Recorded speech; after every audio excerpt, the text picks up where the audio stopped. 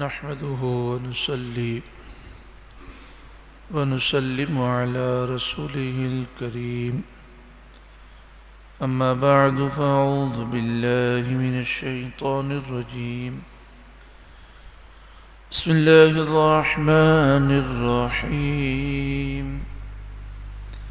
اهدنا الصراط المستقيم صراط الذين أنعمت عليهم غير المغضوب عليهم ولا الضالين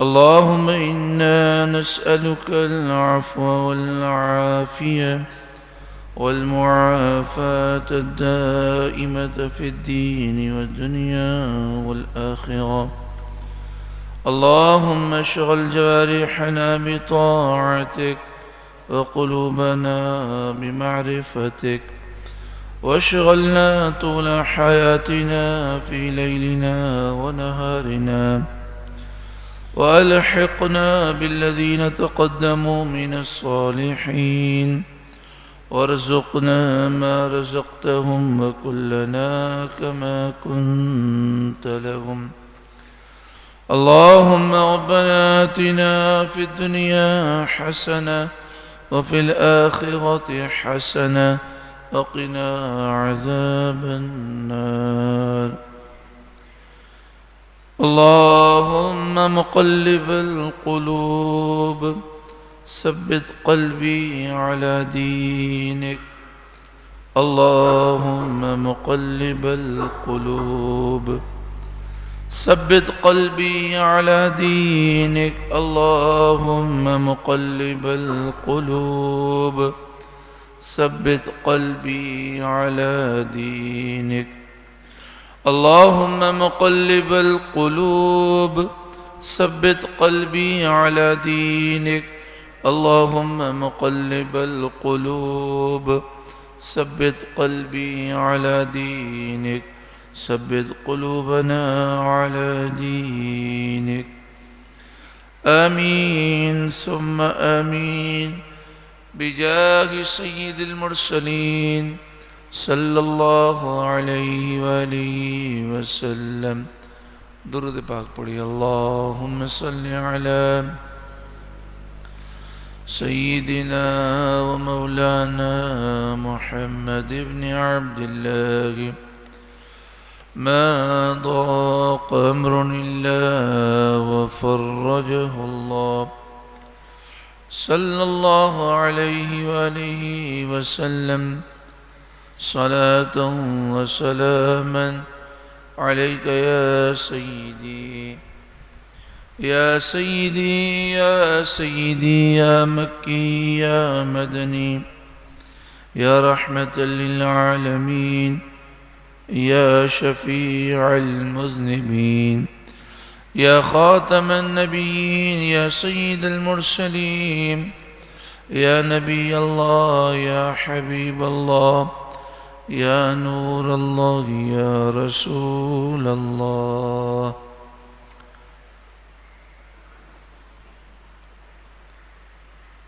نويت سنة الاعتكاف لله تعالى اللہ رب العالمین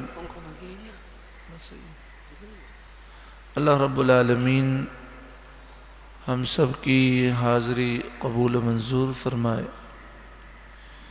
رب العالمین ہم سب کو قرآن پاک کے نور سے روشن اور منور فرمائے اللہ تعالی ہمیں زوال نعمت سے محفوظ فرمائے ہمارے دائیں بائیں آگے پیچھے چاروں طرف نور ہی نور عطا فرمائے رب العالمین ہماری ہر بری عادت کو دور فرمائے ہمیں ہر فضول لا یعنی کام سے اور گناہوں کے کاموں سے نجات عطا فرمائے آمین ثم آمین بجاہ سید المرسلین صلی اللہ علیہ وآلہ وسلم آج ہم درس قرآن پاک کا آغاز جس آیت کریمہ سے کریں گے وہ سورہ اعراف کی آیت نمبر 26 ہے، اور یہ سورہ اعراف کا تیسرا رکوع ہے اور 8ویں پارے کا 10واں رکوع۔ اللہ تعالیٰ نے ارشاد فرمایا، یا بنی آدم، اے آدم کی اولاد۔ یہاں پر یہ بھی فرمایا جا سکتا ہے، یا ایھا الناس، اے لوگوں، لیکن یہاں پر یہ نہیں فرمایا گیا بلکہ فرمایا گیا اے آدم کی اولاد۔ اس میں اشارہ اس طرف ہے کہ اے لوگوں، تم کن کی اولاد ہو اس پر غور کرو۔ تم اللہ کے نبی حضرت آدم علیہ السلام کی اولاد ہو۔ جب آدمی سوچتا ہے کہ میرے والد یہ ہیں، تو ایک شخص اپنے والد کی تعظیم بھی کرتا ہے اور ان کے نقش قدم پر چلنے کی کوشش بھی کرتا ہے۔ تو فرمایا جا رہا ہے، اے لوگوں، تم سوچو تم کن کی اولاد ہو۔ اللہ کے نبی حضرت آدم علیہ السلام کی اولاد ہو، جنہیں اللہ نے فرشتوں سے بھی بلند و بالا بنایا۔ سارے فرشتوں نے انہیں سجدہ کیا۔ اور سوچو کہ آدم علیہ السلام سے دشمنی کس نے کی؟ ابلیس لعین، شیطان مردود نے۔ انسان کی فطرت ہوتی ہے کہ باپ کا دشمن جو ہے وہ انسان کا دشمن ہوتا ہے۔ کبھی بھی کوئی اپنے باپ کے دشمن سے دوستی نہیں کر سکتا۔ تو فرمایا، لوگوں، تم آدم علیہ السلام کی اولاد ہو۔ ابلیس لعین تمہارے باپ کا دشمن ہے، اور جنت سے نکالنے کی اس نے کوشش کی، اور اس نے یہ اعلان کیا کہ میں ہمیشہ دشمنی کرتا رہوں گا، لہذا تم کیوں ابلیس لعین کو اپنا دوست بناتے ہو؟ یا بنی آدم، اے آدم کی اولاد۔ اچھا، ہم آدم علیہ السلام کی اولاد بھی ہیں اور حضرت نوح علیہ السلام کی اولاد بھی ہیں، کیونکہ آدم علیہ السلام کے بعد انبیاء کا سلسلہ جاری ہوا، اور پھر حضرت نوح علیہ السلام تشریف لائے۔ نوح علیہ السلام کے زمانے میں پوری دنیا میں کافر تھے۔ آپ نے تبلیغ فرمائی۔ مشہور روایت کے مطابق 78 لوگوں نے اسلام قبول کیا، باقی کسی نے اسلام قبول نہیں کیا۔ 950 برس حضرت نوح علیہ السلام درس دیتے رہے۔ پھر اللہ تعالیٰ کا حکم ہوا، آپ نے 78 مومنین کو کشتی میں سوار کیا۔ طوفان آیا، جو کشتی میں سوار تھے وہ بچ گئے، باقی سب ہلاک ہو گئے۔ جو کشتی میں سوار تھے وہ 6 مہینے کشتی میں سوار رہے، اور پھر جب پانی اتر گیا، کشتی جودی پہاڑ پر وہ ٹھہر گئی۔ لوگ زمین پر اترے تو جو لوگ کشتی میں سوار تھے انہوں نے زندگی پائی، اور ان کا جو طبعی زندگی تھی وہ گزاری، لیکن ان میں سے کسی کے ہاں اولاد نہیں ہوئی۔ صرف کشتی میں جو مومنین سوار تھے ان میں جو 3 حضرت نوح علیہ السلام کے بیٹے تھے انہی کے ہاں اولاد ہوئی۔ اور قرآن و حدیث کی روشنی میں اس وقت دنیا میں جتنے انسان ہیں وہ حضرت نوح علیہ السلام کی اولاد سے بھی ہیں۔ تو چونکہ نوح علیہ السلام حضرت آدم علیہ السلام کی اولاد سے ہیں، تو ہم آدم علیہ السلام کی اولاد سے بھی ہیں اور نوح علیہ السلام کی اولاد سے بھی ہیں، تو 2 نبیوں کی اولاد ہیں۔ تو ہمیں چاہیے کہ ہم ان نبیوں ہی کے نقش قدم پر چلیں۔ حضرت نوح علیہ السلام نبی بھی ہیں اور رسول بھی ہیں۔ رسول اس اعتبار سے ہیں کہ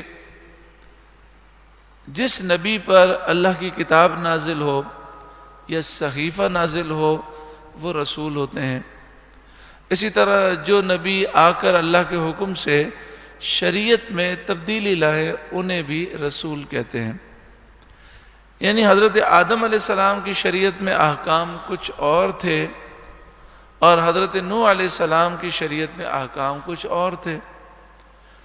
تو جو نبی شریعت میں اللہ کے حکم سے احکام میں تبدیلی لائیں وہ بھی رسول ہیں۔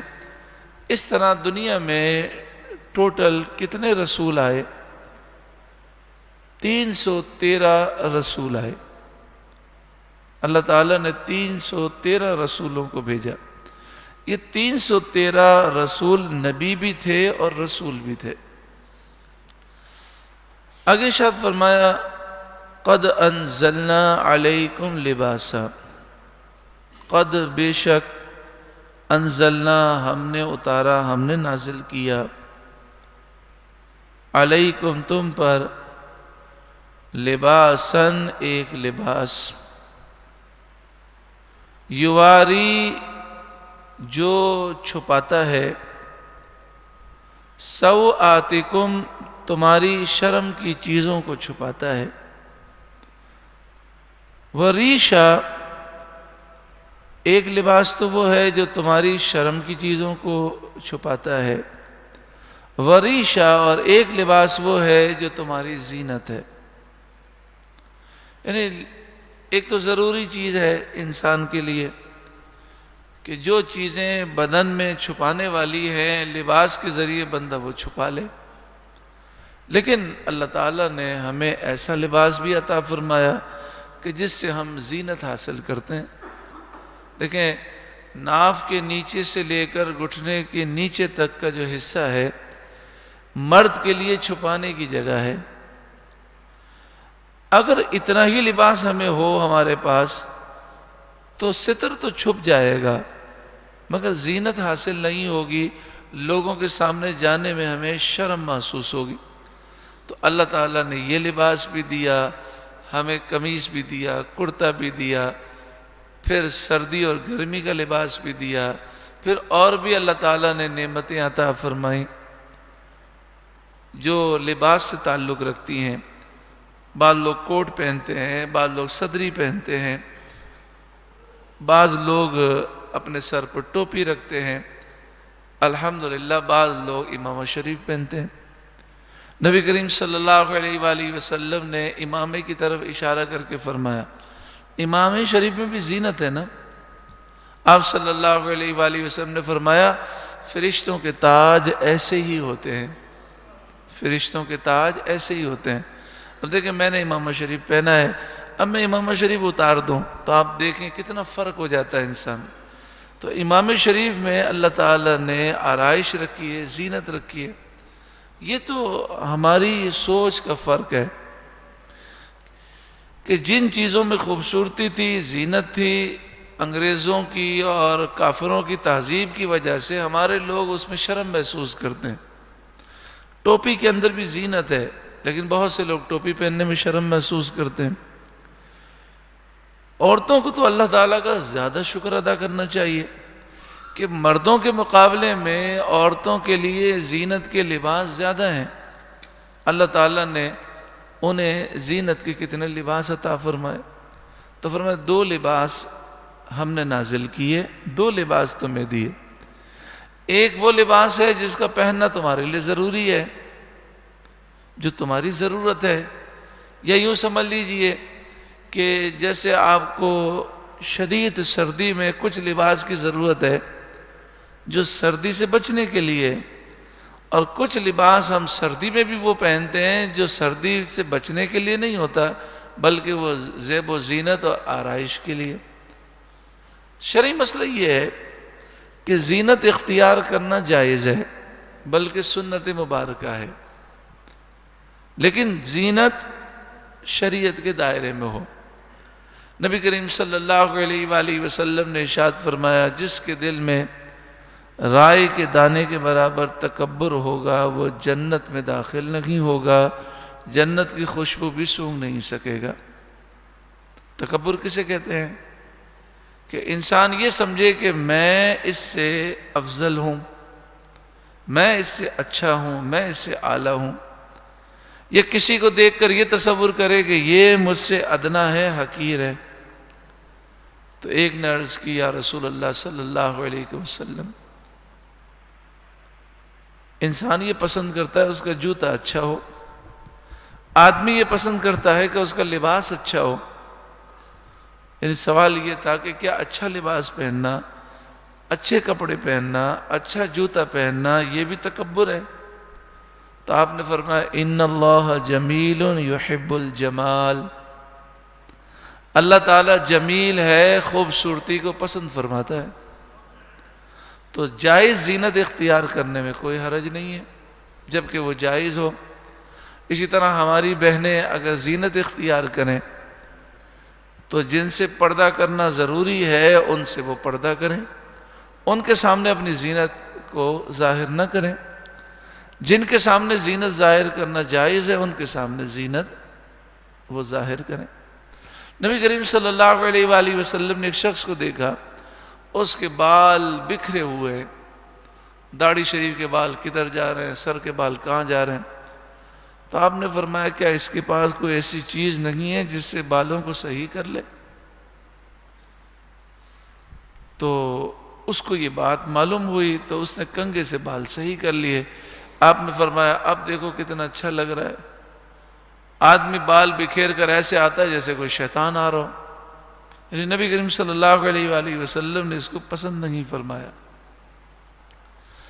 آپ صلی اللہ علیہ وآلہ وسلم نے ایک شخص کو دیکھا کہ اس نے بہت برا لباس پہنا تھا. یعنی ایک آدمی غریب ہے تو غربت کی وجہ سے وہ پھٹے پرانے ہوئے کپڑے پہنتا ہے، اس میں حرج نہیں ہے. لیکن ایک آدمی اچھے کپڑے پہن سکتا ہے پھر بھی نہ پہنے. تو آپ صلی اللہ علیہ وآلہ وسلم نے فرمایا اللہ تعالیٰ اس بات کو پسند کرتا ہے کہ جو اللہ نے نعمت دی ہے وہ بندے پر ظاہر ہو.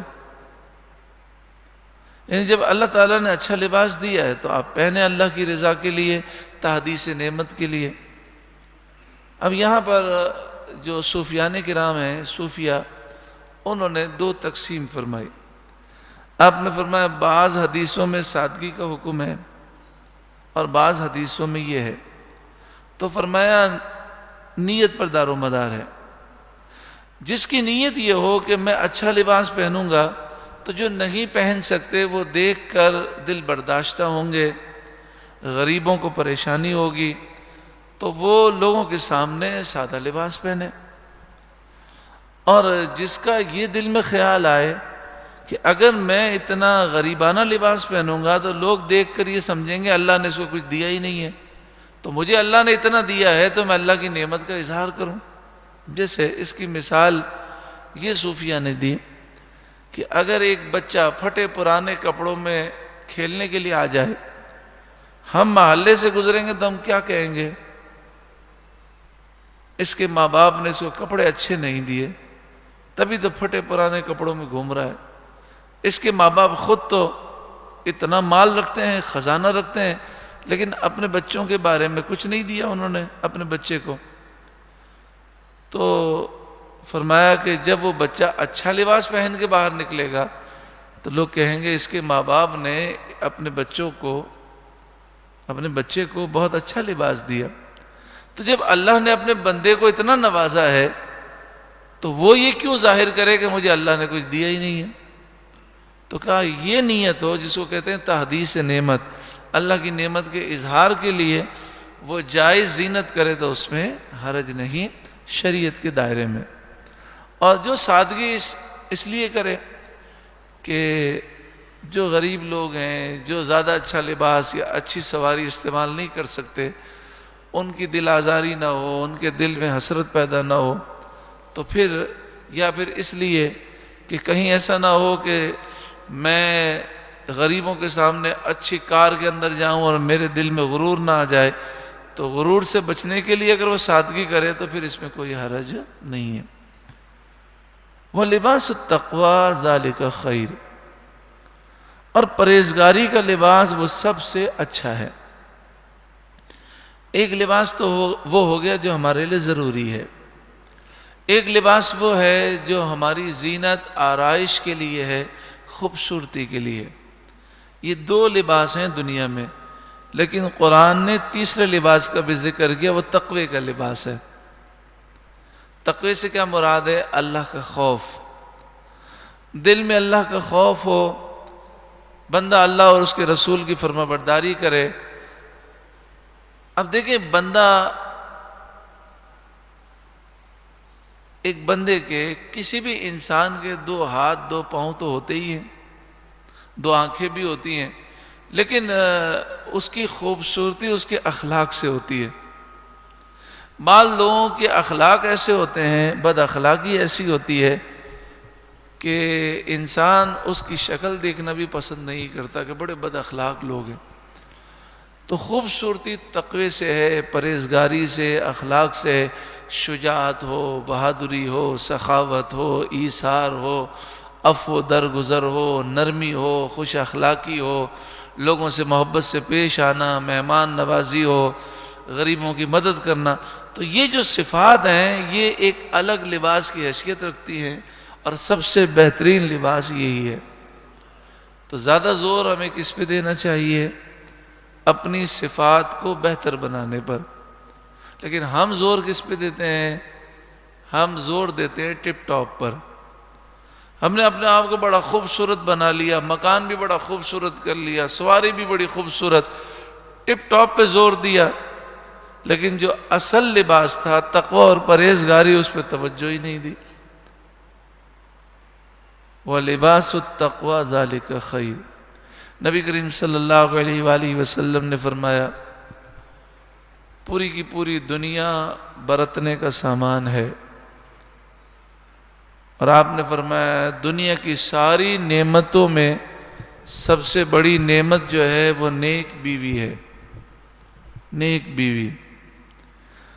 اس حدیث پاک کی شرح میں فرمایا، جس کو نیک صالح اچھی بیوی مل جائے، سمجھو دنیا کی سب سے بڑی نعمت مل گئی۔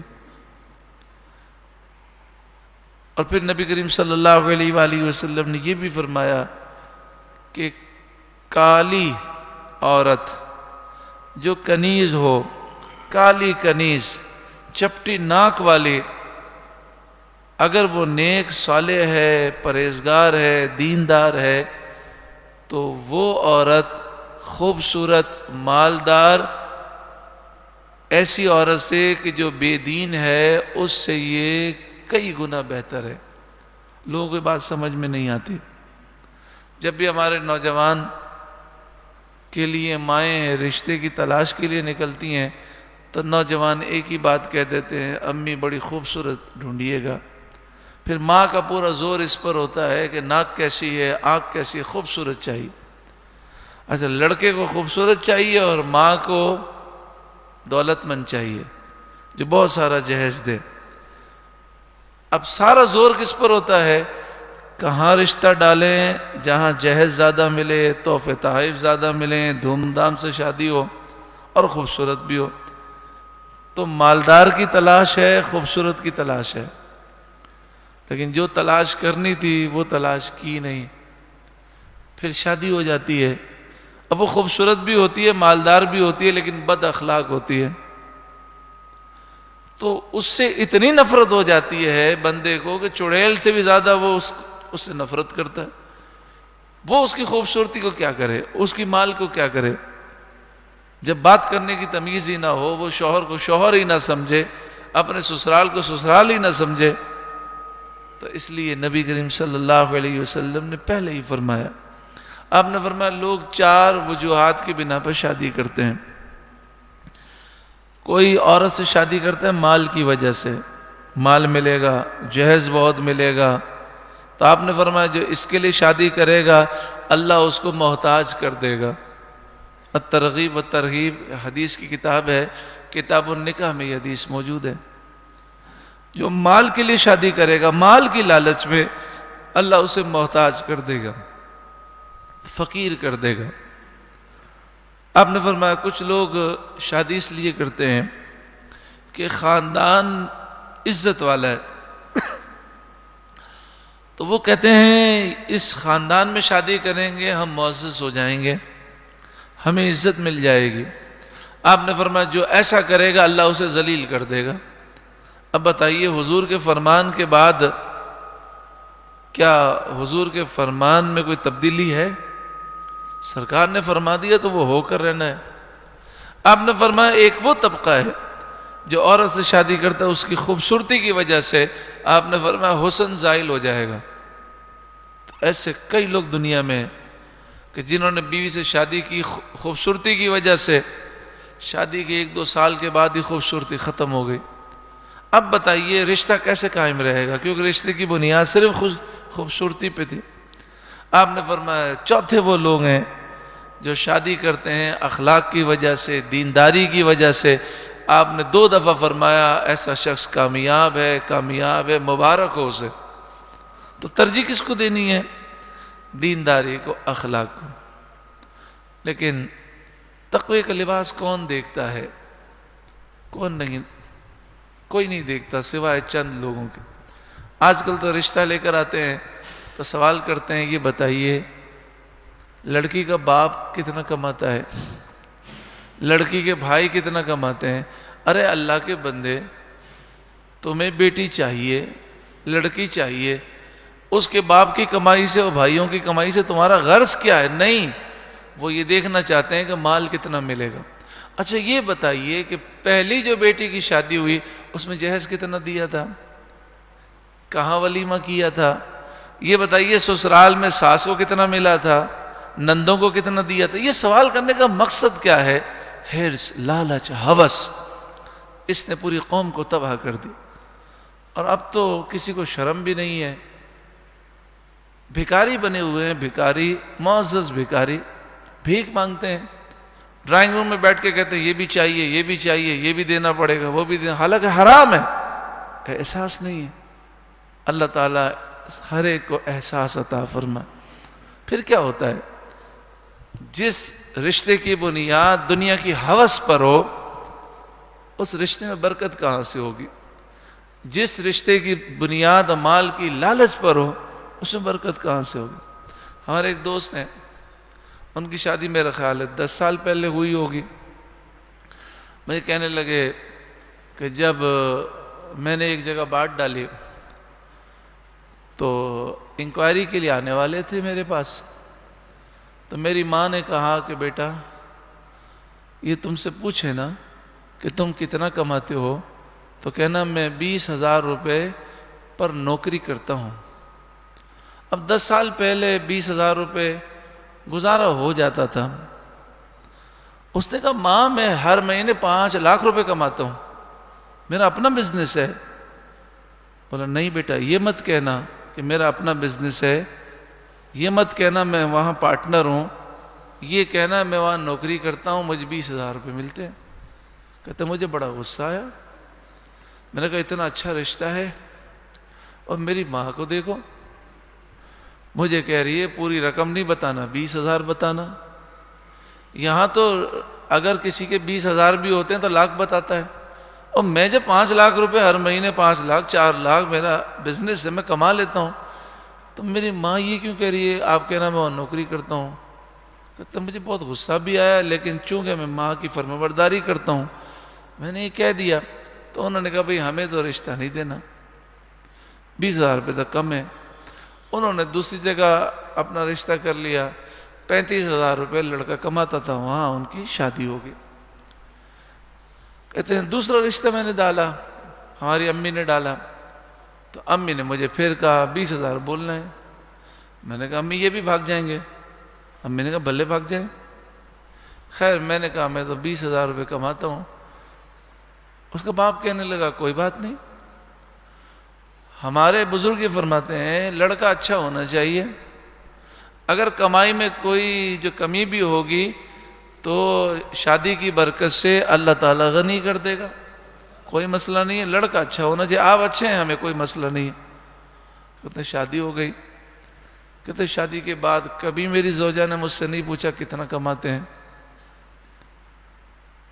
اور کہتے ہیں کہ میں نے بھی نہیں بتایا، حالانکہ میں آج کل جو ہے 10 سے 15 لاکھ روپے ایک مہینے میں کما لیتا ہوں۔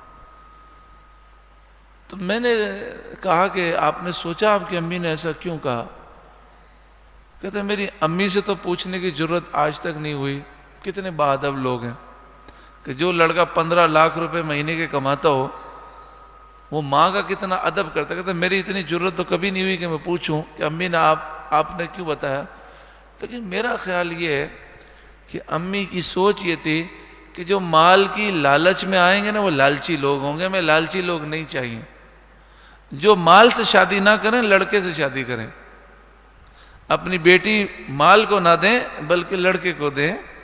شادی جو ہے وہ مال سے ہوگی تو مال کی بنیاد کمزور ہے.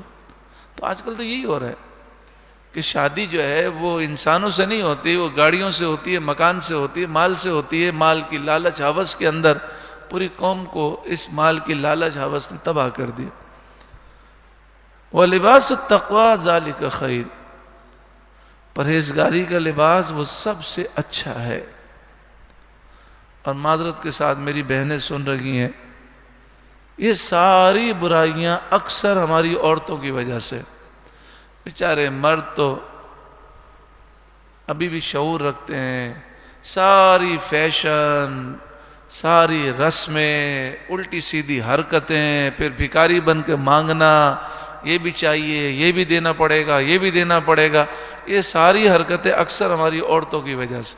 ایسا کیوں ہے؟ اس لیے کہ ہم نے اپنی عورتوں کو دین نہیں سکھایا. ہم نے تو اپنی عورتوں کو نوکرانی بنا کے گھر میں رکھا ہے, صفائی کرے, کپڑے دھوئے. کبھی ہم اس کو یہ نہیں کہتے آؤ بھائی درس قرآن پاک میں.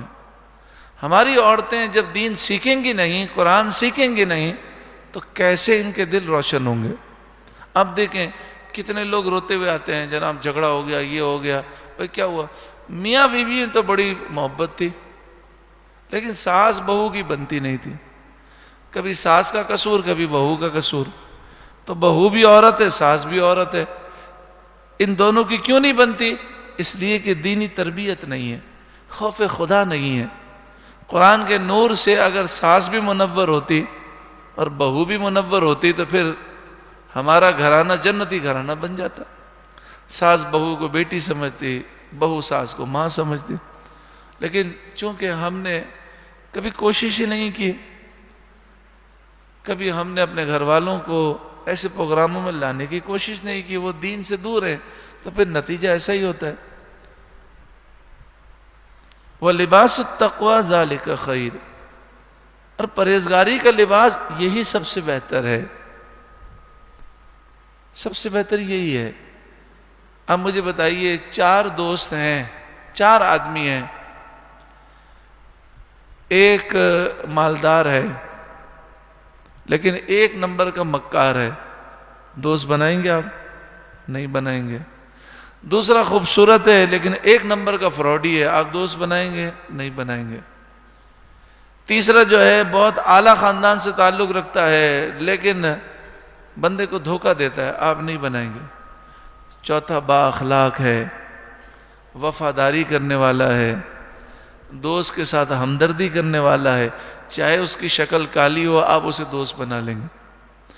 فیکٹری کے لیے 4 انٹرویو آ جائیں, ایک خوبصورت ہے, ایک مالدار ہے, ایک کا خاندان بہت اعلیٰ ہے, اور چوتھا وہ ہے جو فیکٹری چلانے کی صلاحیت رکھتا ہے, تو بتائیے مینیجر کس کو بنائیں گے؟ آپ اس کی شکل دیکھیں گے؟ نہ شکل دیکھیں گے, نہ مال دیکھیں گے, آپ دیکھیں گے میری فیکٹری کو وہ ترقی کون دے سکتا ہے.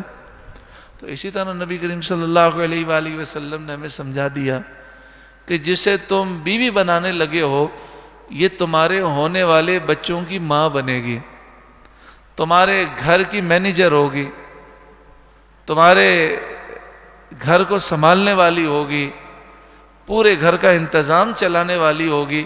اگر وہی صحیح نہیں ہوگی تو تمہارا گھر چلے گا کیسے؟ لہذا سب سے زیادہ تم اخلاق دیکھو, اس کی دینداری دیکھو, اس کی صفات دیکھو, مال کو چھوڑو, خوبصورتی کے بجائے اس کو ترجیح دو. اور پھر ایسا بھی ہے کہ جو شخص اللہ کی رضا کے لیے ان چیزوں کو ترجیح نہیں دیتا بلکہ دینداری کو ترجیح دیتا ہے, اللہ وہ چیزیں بھی عطا فرما دیتا ہے. کیونکہ جو دین کے پیچھے بھاگتا ہے, آخرت کی فکر کرتا ہے, تو دنیا اس کے قدموں میں آ جاتی ہے. ذالک من آیات اللہ, یہ اللہ کی آیتوں میں سے ہیں، نشانیوں میں سے ہیں، لعلہم یذکرون، تاکہ وہ نصیحت مانیں۔ یا بنی آدم، اے آدم کی اولاد، لا یفتننکم الشیطان، خبردار، دھیان رکھنا، ہوشیار رہنا، کہیں شیطان تمہیں فتنے میں نہ ڈال دے، شیطان تمہیں بہکانے کی کوشش نہ کرے، کیونکہ شیطان تمہارے والد حضرت آدم علیہ السلام کا دشمن ہے، تمہارا بھی دشمن ہے۔ کما اخرج ابویکم من الجنہ، جیسا تمہارے ماں باپ کو جنت سے شیطان نے نکالا، ینزع عنہما لباسہما، ان کے لباس اترا دیے، لیریہما سوآتہما، تاکہ ان کی شرم کی چیزیں انہیں نظر پڑیں۔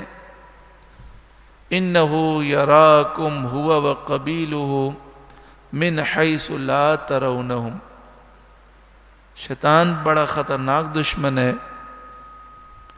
کوئی دشمن ہمیں دیکھ رہا ہو اور ہم اسے نہ دیکھ سکیں، وہ خطرناک ہوتا ہے کہ نہیں؟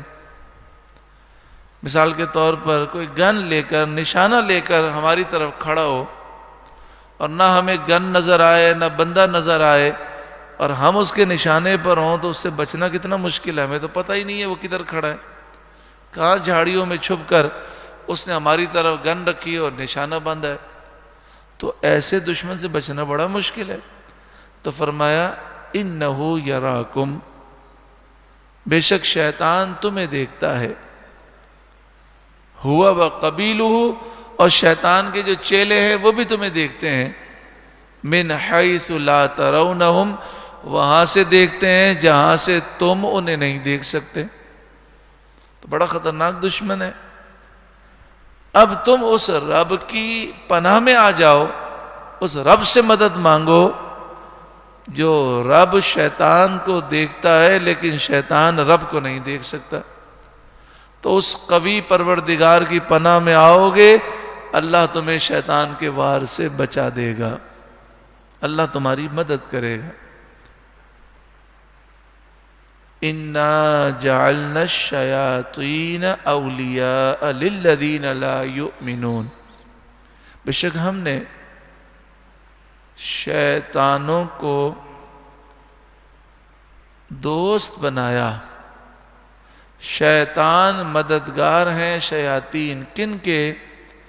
لِلَّذِينَ لَا يُؤْمِنُونَ، ان لوگوں کے مددگار ہیں جو ایمان نہیں لاتے، یعنی کافروں کے مددگار شیاطین ہیں، اور مومنین کا مددگار کون ہے؟ اللہ رب العالمین۔ اب بتائیے مومنین زیادہ طاقتور ہوئے کہ کافر طاقتور ہوئے؟ مومنین ہوئے، کہ مومنین کو مدد ہے اللہ کی طرف سے، مومنین کا مددگار اللہ ہے، کافروں کے مددگار شیاطین ہیں۔ تو پھر شیطان کے جو دوست ہیں کفار، ان سے ڈرنے کی ضرورت نہیں ہے، اللہ کے دربار کو مضبوطی سے تھامنے کی ضرورت ہے، پھر غیبی مدد آئے گی۔ وَإِذَا فَعَلُوا فَاحِشَةً، آپ نے اس دنیا میں دو قسم کے لوگ دیکھے ہوں گے، ایک تو مسلمان ہیں، دوسرے کافر ہیں۔ جو کافر ہیں وہ اپنی غلطی کو مانتے ہی نہیں ہیں، وہ غلط کام کو بھی صحیح کہتے ہیں، لیکن جو مسلمان ہیں ان میں بھی دو طبقات ہیں، ایک وہ ہیں جو گناہ کرتے ہیں اور گناہ کو گناہ سمجھتے ہیں اور کہتے ہیں غلطی ہے ہماری، اور ایک طبقہ ایسا پیدا ہو گیا آج کل جو گناہ بھی کرتا ہے اور گناہ کو صحیح بھی کہتا ہے۔ مثلا کاروبار میں جھوٹ بولتے ہیں اور کہتے ہیں مولانا صاحب جھوٹ کے بغیر کاروبار ہو ہی نہیں سکتا، عورتیں بے پردہ گھومتی ہیں فحاشی اوریانی کرتی ہیں، گرل فرینڈ بوائے فرینڈ بنائے جاتے ہیں، ڈیفنس میں کیا ہو رہا ہے، کلفٹن میں کیا ہو رہا ہے، کتنی بے حیائی ہو رہی ہے، شادیوں میں کتنے گناہ کیے جا رہے ہیں، اور جب سمجھایا جائے تو کہتے ہیں یہ مولویوں کی باتیں ہیں، کچھ مسئلہ نہیں ہے، سب جائز ہے، یہ بلا وجہ دقیانوسی باتیں ہیں، سختیاں کرتے ہیں، یہ حرام ہے، یہ حرام ہے۔ یہ فواد چودھری جیسے لادین قسم کے جو لوگ ہیں گناہ بھی کرتے ہیں اور گناہ کو صحیح بھی سمجھتے ہیں۔ تو کفار جو مکہ تھے، مکہ شریف کے جو کفار تھے، ان کا حال بھی ایسا ہی تھا۔ یہ خانہ کعبہ کا طواف کرتے تو پورے کپڑے اتار دیتے، پوری طرح ننگے ہو جاتے، نیکر بھی نہیں پہنتے، پورے ننگے ہو کر خانہ کعبہ کا طواف کرتے، اور طواف میں سیٹیاں مارتے اور تالیاں مارتے۔ رات کو یہی کام ان کی عورتیں کرتے ہیں۔ زنا عام تھا، بے حیائی عام تھی، تو ان سے یہ کہا گیا کہ اللہ کے گھر میں آتے ہو تو جتنے کپڑے باہر پہنتے ہو وہ بھی اتار دیتے ہو، ننگے ہو جاتے ہو، اللہ کے گھر میں یہ بے حیائی کے کام کرتے ہو۔ تو انہوں نے دو جوابات دیے۔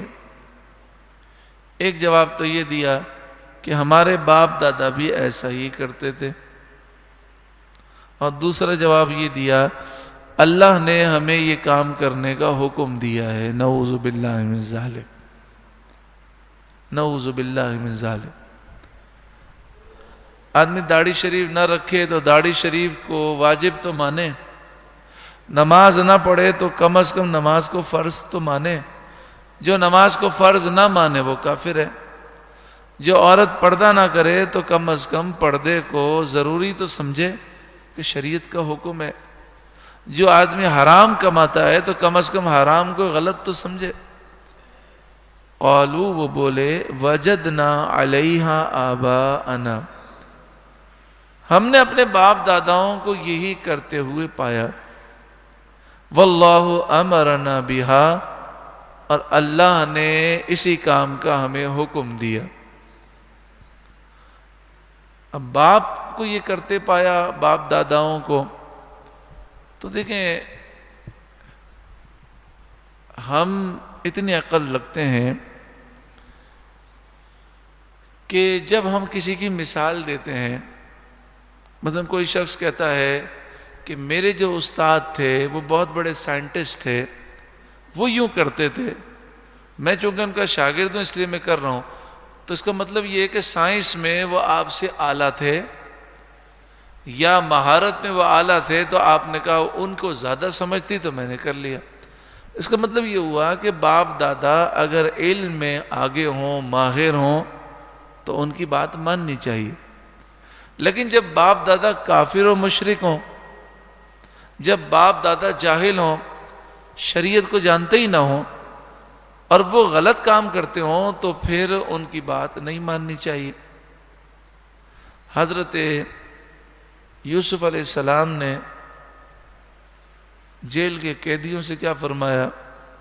وَاتَّبَعْتُ مِلَّةَ آبَائِي، میں نے اپنے باپ داداؤں کے دین کی پیروی کی۔ کیا فرمایا؟ وَاتَّبَعْتُ مِلَّةَ آبَائِي، میں نے اپنے باپ داداؤں کے دین کی پیروی کی۔ کیوں فرمایا؟ اس لیے کہ حضرت یوسف علیہ السلام کے والد کون تھے؟ حضرت یعقوب علیہ السلام۔ ان کے والد کون تھے؟ حضرت اسحاق علیہ السلام۔ ان کے والد کون تھے؟ حضرت ابراہیم علیہ السلام۔ تو وہ اللہ کے نبی اور نیک بندے تھے۔ تو جو مومن ہوں، باپ دادا اور صحیح کام کرتے ہوں تو ان کی پیروی کرنی چاہیے۔ لیکن کوئی کہے جی ہمارے باپ دادا جو ہے ڈانس کرتے تھے مہندی کے موقع پر، یہ ہمارے یہاں یہ رسم تو ہوگی، ہمارے باپ دادا تو عورت کو وراثت میں حصہ دیتے ہی نہیں تھے، ہم بھی نہیں دیں گے، تو وہ غلط کرتے تھے۔ کیونکہ قرآن و حدیث کے مقابلے میں باپ داداؤں کی بات نہیں مانی جائے گی۔ بات کس کی مانی جائے گی؟ جو قرآن کا فیصلہ ہے، جو حدیث کا فیصلہ ہے۔ تو قرآن و حدیث میں عورتوں کے لیے بھی وراثت میں حصہ مقرر ہے، وہ تو دینا ہوگا۔ اور جہاں تک ان کا یہ کہنا ہے کہ اللہ نے حکم دیا، اللہ نے اس کا جواب دیا، قل اے محبوب آپ فرمائیے تم جھوٹ بولتے ہو، ان اللہ لا یأمر بالفحشاء، بے شک اللہ بے حیائی کا حکم نہیں دیتا۔ تم بے حیائی کے کام کرتے ہو اور کہتے ہو اللہ نے حکم دیا، اللہ بے حیائی کے کام کا حکم نہیں دیتا۔ اتقولون علی اللہ ما لا تعلمون، کہ اللہ پر وہ بات لگاتے ہو جس کی تمہیں خبر نہیں، یعنی اللہ پر جھوٹ باندھتے ہو۔ قل اے محبوب آپ فرمائیے امر ربی بالقسط، میرے رب نے انصاف کا حکم دیا، وَأَقِيمُوا وُجُوهَكُمْ، اور اپنا منہ سیدھا کرو، عند کل مسجد، یہاں مسجد سے مراد ہے نماز کا وقت۔ یہاں مسجد کا ترجمہ کیا کریں گے؟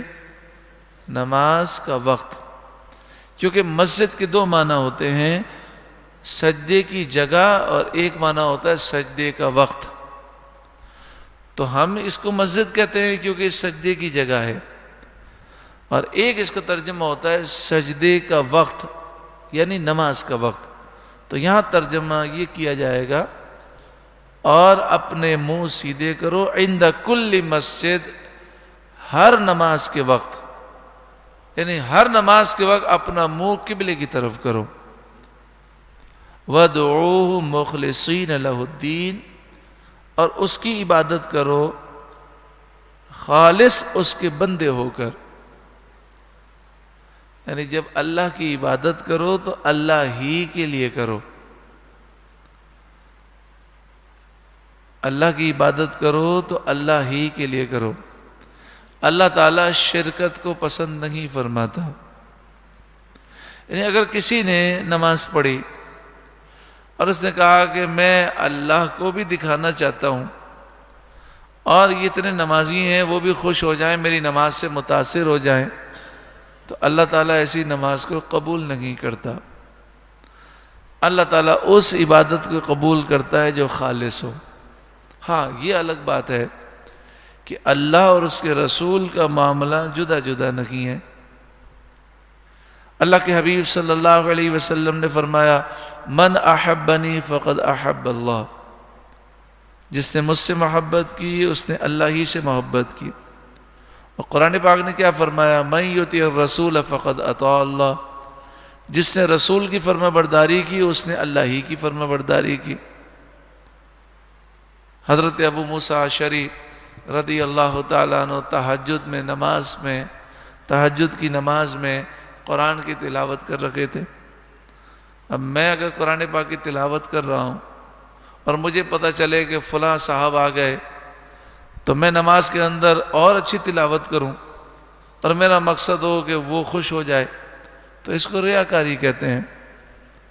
لیکن حضرت ابو موسیٰ اشعری کیا کہتے ہیں کہ جب دوسرے دن رسول اللہ صلی اللہ علیہ وسلم نے فرمایا میرا گزر ہوا، تم قرآن پڑھ رہے تھے، میں نے تمہارا قرآن پڑھنا سنا، بہت اچھا پڑھتے ہو قرآن۔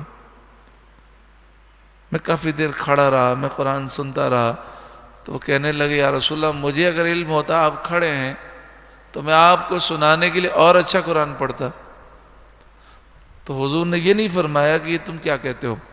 تو رسول اللہ کا معاملہ، رسول اللہ کو خوش کرنا اللہ کو خوش کرنا ہے، رسول اللہ کو ناراض کرنا اللہ کو ناراض کرنا، حضور کی بیعت بھی اللہ کی بیعت بھی ہے۔ تو یہ سارے معاملات الگ ہیں۔ باقی دنیاوی معاملات جو ہیں تو اس میں یہ معاملہ ہے کہ جب بندہ عبادت کرے تو محض اللہ کی رضا کے لیے، اور جب ہم محض اللہ کی رضا کے لیے کوئی کام کریں گے تو اس میں برکت بھی بہت زیادہ ہوگی، اس میں اللہ برکت دے دے گا۔ چاہے دو افراد ہوں، مثلا مجمع ہے، لاکھ آدمی سن رکھے ہیں، لیکن اگر محفل رکھنے والے کے دل میں اخلاص نہیں ہے تو پھر وہ برکتیں نہیں ملیں گی۔ دو بندے ہیں سننے والے، دونوں مخلص ہیں، بیان کرنے والا بھی مخلص ہے، تو اللہ تعالیٰ ان دو بندوں سے ہی انقلاب برپا کر دے گا۔ حضرت صدر الشریعہ بدر الطریقہ حضرت علامہ مولانا مفتی امجد علی خان، آپ عصر کی نماز کے بعد چہل قدمی کرتے تھے، 2 شاگرد آپ کے ساتھ چلتے تھے اور آپ سے فقہ کے مسائل پوچھتے تھے۔ یہ 2 شاگرد تھے، اللہ تعالیٰ نے ایسی برکت دی، ایک پورے انڈیا کے محدث اعظم ہیں، دوسرے پاکستان کے محدث اعظم ہیں۔ ایک محدث اعظم محدث عبدالعزیز مبارک پوری، اور دوسرے ہیں محدث اعظم پاکستان مولانا سردار احمد۔ ایک انڈیا میں رہے، وہ انڈیا کے محدث اعظم بن گئے، ایک پاکستان میں ہے، پاکستان کے محدث اعظم بن گئے۔ بندے کتنے؟ 2۔ اور پورے انڈیا میں جتنے بھی جید علماء آپ کو ملیں گے وہ آپ کو محدث اعظم محدث عبدالعزیز مبارک پوری کے شاگرد ملیں گے، اور پاکستان میں جتنے بھی جید عالم ملیں گے ان کو دیکھیں گے تو ان کے استاد یا استاد کے استاد سلسلہ وہی ملے گا۔ مثلا ہمارے استاد امیر المجاہدین علامہ خادم حسین رضوی، بتائیے کتنا کام کیا۔ ان کے استاد تھے مولانا مفتی عبدالقیوم ہزاروی، اور ان کے استاد تھے محدث اعظم پاکستان۔ تو دیکھیں امیر المجاہدین کے بھی دادا استاد یہی تھے، محدث اعظم پاکستان۔ تو جب اخلاص ہوتا ہے تو اللہ تعالیٰ کیسی برکت پیدا فرما دیتا ہے۔ ارشاد فرمایا وَادْعُوهُ مُخْلِصِينَ لَهُ الدِّينَ، اس کی عبادت کرو خالص اس کے بندے ہو کر، كَمَا بَدَأَكُمْ تَعُودُونَ، جیسے اس نے تمہارا آغاز کیا ویسے ہی تم پلٹو گے، جیسے دنیا میں آئے تھے ویسے ہی جاؤ گے، پھر اللہ تمہیں دوبارہ زندہ کرے گا، قیامت میں حساب دینا ہے۔ آج کل اللہ تعالی ہمیں معاف فرمائے، ہماری نیتوں میں اتنا فتور ہے کہ نماز جنازہ پڑھتے ہوئے بھی نہ جانے کتنے خیال آتے ہیں۔ لوگ آتے ہیں نماز جنازہ کے لیے تو بہت سے لوگوں کی مختلف سوچیں ہوتی ہیں۔ بعض لوگ یہ بھی سوچتے ہیں یار آج ہی مرنا تھا اس کو، اتنے کام ہیں، نہیں جائیں گے تو بھی برا لگ جائے گا، چلو منہ دکھانے کے لیے جانا تو پڑے گا۔ اچھا وہ جنازے میں آ گئے تو جنازے میں پتہ چلا بھئی جنازہ لیٹ ہو گیا، لوگ وضو کر رہے ہیں، امام صاحب نے تقریر شروع کر دی یا دعا مانگنی شروع کر دی، پریشان ہو گئے، کیونکہ وہ تو منہ دکھانے آئے تھے، جلدی ان کو جانا تھا۔ اچھا بعض ایسے بھی ہوتے ہیں رشتہ دار کہ جنازے میں بھی جانا پڑتا ہے اور کہتے ہیں قبرستان بھی جانا پڑے گا، برا لگ جائے گا۔ تو قبرستان کے بعد سنت مبارکہ تو یہ ہے کہ دفن کے بعد مستحب یہ ہے، حدیث پاک میں اس کا ذکر ہے کہ اتنی دیر دفن کے بعد قبر پر کھڑے رہو، قرآن پاک پڑھو، اللہ کا ذکر کرو، جتنی دیر میں ایک اونٹ نہر ہونے کے بعد اس کا گوشت تقسیم ہوتا ہے۔ بہت اسپیڈ سے بھی کریں تو آدھا پونا گھنٹہ لگتا ہے۔ تو آج کل تو حال یہ ہے کہ وہ تدفین کے بعد تھوڑی سی دعا کریں تو لوگ پریشان ہو جاتے ہیں، کیونکہ وہ تو منہ دکھانے آئے ہوتے ہیں۔ اب دیکھیں محنت بھی ہوئی، ثواب نہیں ملا۔ وہ آیا کس کے لیے تھا؟ وہ تو یہ سوچتا ہوا آیا تھا یار آج ہی مرنا تھا اس کو، اتنے کام تھے میرے، چلو جانا تو پڑے گا، چلو چلے جاتے ہیں، کیا کریں، منہ تو دکھانا ہے، رشتہ داری ہے، لوگ ناراض ہو جائیں گے۔ اللہ کی رضا ہونی چاہیے۔ بندہ یہ سوچے کہ یہ میرا مسلمان بھائی ہے، میرا قریبی رشتہ دار ہے، آج میں اس کے جنازے میں جاؤں گا تو کل کوئی میرے جنازے میں آئے گا۔ حضور نے فرمایا مرنے والے کو جو سب سے بڑی تمنا ہوتی ہے وہ دعا کی تمنا ہوتی ہے، یعنی جس کا انتقال ہو جائے وہ دعا کا انتظار کرتا ہے، ایصال ثواب کا انتظار کرتا ہے۔ تو اب ہم نے جناب ایصال ثواب کر دیا لوگوں کے سامنے، لیکن اب ہماری نیت کیا ہے؟ اللہ تعالی ہماری نیتوں میں اخلاص عطا فرمائے۔ تو نیتیں ہماری بڑی کمزور ہیں، ہم بڑے گناہگار لوگ ہیں، اللہ تعالی ہماری نیتوں کو اچھا فرمائے۔ ہاں اگر یہ نیت ہو کہ میں اگر یہ کام نہیں کروں گا تو اس کا دل دکھ جائے گا. اور مسلمان ہے، حضور کا امتی ہے، حضور کے امتی کا دل نہیں دکھانا چاہیے. اگر میں اس کا دل خوش کروں گا تو حدیث پاک میں ہے کہ ایک مسلمان کا دل خوش کریں تو 60 برس کی عبادت کا ثواب مل جاتا ہے. تو آدمی نیتوں کو درست کر سکتا ہے. یہ کب ہوگا؟ جب اللہ کا فضل ہوگا. اللہ مجھ پر بھی فضل فرمائے، آپ پر بھی فضل فرمائے. فریقاً ہدا، ایک گروہ کو راہ دکھائی، وفریقاً حق علیہم الضلالہ، اور ایک گروہ کی گمراہی ثابت ہوئی. دنیا میں 2 گروہ ہیں انسانوں کے، ایک ہدایت یافتہ ہیں اور ایک گمراہ ہیں. انہم اتخذوا الشیاطین اولیاء من دون اللہ، انہوں نے اللہ کو چھوڑ کر شیطانوں کو اپنا والی بنا لیا، دوست بنا لیا. وَيَحْسَبُونَ أَنَّهُمْ مُهْتَدُونَ، اور وہ یہ سمجھتے ہیں کہ وہ ہدایت یافتہ ہیں. یا بنی آدم، اے بنی آدم، خذوا زینتکم عند کل مسجد، جب مسجد میں جاؤ تو اپنی زینت اختیار کرو. یعنی مسجد میں جب جاؤ تو مناسب لباس پہن کے جاؤ، ادب کا یہ تقاضا ہے. اس میں جو ستر کا حصہ ہے وہ بھی چھپا ہو.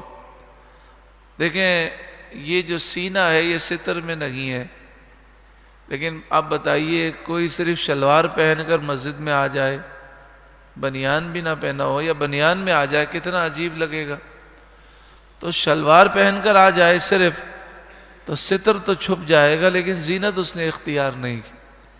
اسی طرح کوشش کرنی چاہیے جب نماز کے لیے آئیں تو سر کو ڈھانپ کر آئیں. یہ صحابہ کرام کی سنت ہے، رسول اللہ صلی اللہ علیہ وسلم کا طریقہ ہے، اولیاء کا طریقہ ہے، اور اچھوں کی ادائیں اچھی ہوتی ہیں. تو کوشش کریں محفل میلاد میں بھی جائیں تو سر کو ڈھانپ کر جائیں. پتہ نہیں آج کل یہ عجیب فیشن شروع ہو گیا کہ محفل میلاد میں بھی جاتے ہیں تو ٹوپی نہیں پہنتے، اور آپ پوچھیں تو شاید یہ وجہ بتائیں گے اس سے ہمارے بال خراب ہو جاتے ہیں. ٹوپی پہنیں گے تو وہ بالوں کا ڈیزائن خراب ہوتا ہے. حالانکہ ٹوپی پہننے میں عاجزی ہے. تو جب ہم اللہ کے گھر میں جا کر عاجزی کرتے ہیں، محفل میلاد میں عاجزی سے بیٹھتے ہیں، تو اس وقت کرم ہوتا ہے. تو بندے کو چاہیے کہ وہ عاجزی کرے اور ہر ایک کو یہ مسئلہ سمجھائیں کہ اچھوں کی ادائیں اچھی ہیں. محفل میلاد میں کوئی جائے بے وضو چلا جائے تب بھی گناہگار تو نہیں ہوگا، لیکن باوضو جائے گا، برکتیں زیادہ ملیں گی. تو سر کو ڈھانپ کر بیٹھے. اسی طرح ایک مسئلہ یاد رکھیں، ہمارے یہاں یہ ہوتا ہے کہ ذکر مصطفیٰ چل رہا ہے، اللہ کی حمد بیان ہو رہی ہے، قرآن پاک کی تلاوت ہو رہی ہے، یا ذکر مصطفیٰ ہو رہا ہے، نعت پڑھی جا رہی ہے، یا درس قرآن و حدیث ہو رہا ہے. کوئی بھی آ رہا ہے تو لوگ کھڑے ہو رہے ہیں. شادی کی محفلوں میں تو ادب ہی نہیں ہوتا، جو بھی آ رہا ہے اس سے دولہے والے دلہن والے ملاقات کر رہے ہیں، گپ شپ مار رہے ہیں. یہ بڑا خطرناک معاملہ ہے. جب اللہ کا ذکر ہو، اس کے محبوب کا ذکر ہو تو ادب فرض ہے. یہاں تک کہ فرمایا گیا کہ بعض ہم نے بزرگوں کے متعلق سنا کہ اگر کوئی عالم آتا تو لوگ عالم کے استقبال میں کھڑے ہوتے ہیں، کہتے ہیں نہیں اللہ کا ذکر ہو رہا ہے یا نعت پڑھی جا رہی ہے، ذکر مصطفیٰ ہے، تو کھڑے نہ ہو، بیٹھے رہیں. جو بھی آئے وہ آ کر اطمینان سے. آج کل میں جس محفل میں جاتا ہوں تو میں یہ دیکھتا ہوں کہ جیسے ہی ہم جاتے ہیں لوگ کھڑے ہو جاتے ہیں بیچارے محبت کے اندر. تو پھر میں اسپیکر پہ جا کر یہ کہتا ہوں کہ دیکھیں کوئی بھی آئے، جب اللہ کا ذکر ہو رہا ہے، حمد ہو رہی ہے، قرآن پاک کی تلاوت ہو رہی ہے، یا نعت پڑھی جا رہی ہے، یہ درس قرآن ہو رہا ہے، بیٹھ کر سنیں. ادب کا تقاضا ہے، اٹھنا نہیں ہے. تو بار بار اٹھنا، استقبال کرنا اور ہاتھ ملانا اور یہ بھگدڑ مچنا، اور یہ بے ادبی ہے. جتنا ادب کریں گے اتنی برکتیں زیادہ ملیں گی. ہم تو اتنا ادب نہیں کر پاتے، ورنہ بزرگوں کا طریقہ یہ ہوتا محفل میلاد میں ہوتے تو سر جھکا کر بیٹھے ہوتے. ہاتھ باندھ کر پوری محفل میں سر نہیں اٹھاتے تھے، حضور کی یادوں میں گم ہوتے تھے۔ یا بنی آدم، اے بنی آدم، اے آدم کی اولاد، خذوا زینتکم عند کل مسجد، جب مسجد میں جاؤ تو اپنی زینت اختیار کرو۔ یہ کافروں کا رد کیا گیا جو ننگے ہو کر مسجد حرام شریف میں جاتے تھے اور طواف کرتے تھے۔ فرمایا ایسا نہ کرو۔ اچھا، بعض لوگ مسجد میں آتے ہیں شارٹس پہن کے آتے ہیں، اب ان کا حال یہ ہے کہ وہ اٹھتے ہیں بیٹھتے ہیں، ان کا گھٹنا نظر آ جاتا ہے، رانیں نظر آ جاتی ہیں، حالانکہ وہ ستر ہے۔